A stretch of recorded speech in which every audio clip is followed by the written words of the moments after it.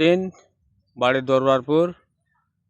আমার পরিচয় হচ্ছে আমি ওবায়দুল মাস্টারের ভাই। তারপরে আমি মকবুল শুদ্ধায় আমি তানজিমুলের বাড়িতে গেলাম আর কি। যাইয়া জমির দাম কত হয়েছিল দাম ভাই?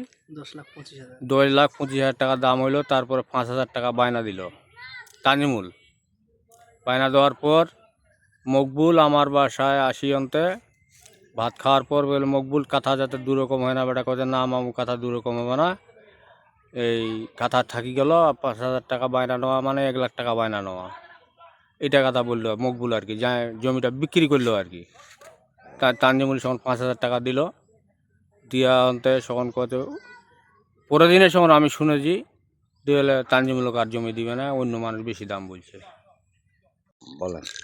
জমিয়ানার নাম হচ্ছে মকবুল, বায়না দিয়েছে তানজিমুল, তানজিমুলের বাড়ি। কত টাকা দরদাম হয়েছিল? 10 লাখ কত পারে? 2,25,000 না 30 এখন 25-30। কয় টাকা বায়না দিচ্ছে? 5,000 টাকা বায়না দিয়েছে। জমির দাম পরে কি হলো? পরে বেলা বায়না এমাক ঘুরেই দিছে, তারপরে আমরা ওমাক ঘুরেই দিছে, এই শুনেছি। কিন্তু পরে সাক্ষাতে আর কোনোটাই আমরা আসনো নেই, বায়না দেওয়ার সময় আসনো।